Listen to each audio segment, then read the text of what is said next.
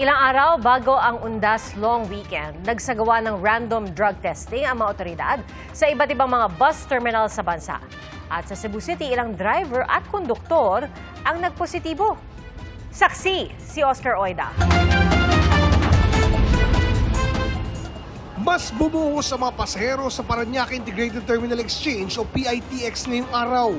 Ayon sa kanilang pamunuan, umabot na sa may 140,000 pasahero ang dumagsa sa terminal. Katuwang ang PIDEA at LTO, nag-random drug screening ang Department of Transportation sa mga tsuper at konduktor. Sa buong maghapon, umabot sa 200 ang sumailalim sa random drug test. Walang nag-positive na driver o konduktor. Kung may magpositibo naman, kukumpirmahin at masususpindi ang lisensya. Isa sa ilalim din sila sa confirmatory test at intervention bago mapayagang makapagmanehong muli. Pero isang lalaki ang nagpositibo matapos voluntaryo magpa-drug test. Duda niya, baka daw maintenance drug na iniinom niya ang na-detect. Walang problema sir, kaya hindi naman ako nagbibiyahe sir. Ano bang trabaho mo? Contraction lang ako sir. Contraction. Any presumptive results of positive indicator will be subjected to confirmatory test. Ang gusto ko po mangyari at hahanapan po namin ng paraan na it will become a policy. Every now and then, we should do random drug testing. Hindi lang po sa terminal sa Maynila o sa Metro Manila, pero pati na rin po sa mga iba't ibang lugar. Sa Cebu City, nagsagawa rin ng surprise drug test sa bus terminal. Sa mahigit 250 sumailalim sa drug test, 4 na driver at isang konduktor ang nagpositibo. Isa sa ilalim pa sila sa confirmatory test. Unti-unti na rin dumadagsa ang mga pasahero sa mga paliparan katulad sa Clark International Airport. Ayon sa pamunuan ng paliparan, handa sila sa inaasahang pagdami pa ng mga pasahero. Nagdagdag na rin ng local at international flights ang ilang airline company.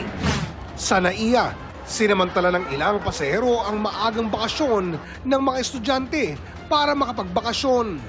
Nasa 55,000 pasahero kada araw ang inaasahang pasahero ngayong long weekend simula sa Biyernes. Ang Bureau of Immigration maglalagay ng augmentation team para matiyak na lahat ng immigration counter ay may sapat na tauhan. To maximize the area and maximize our personnel, meron din po tayo mga mobile counters that would help lessen the number of passengers we process. Sinasabit na yung mga electronic gates.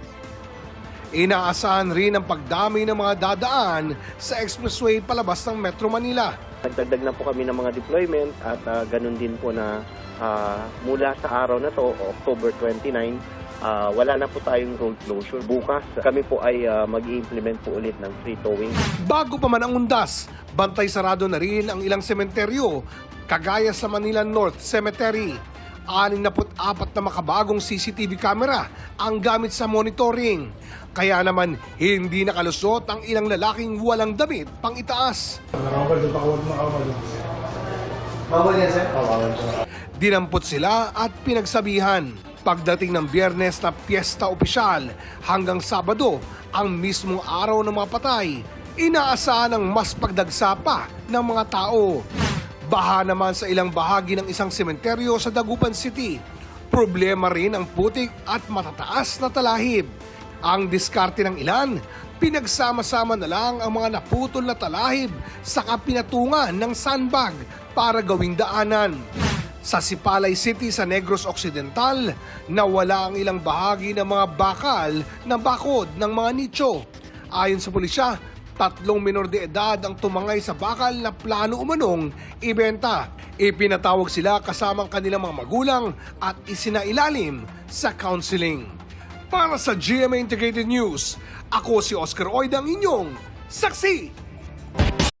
Mga kapuso, maging una sa saksi. Mag-subscribe sa GMA Integrated News sa YouTube para sa iba't ibang balita.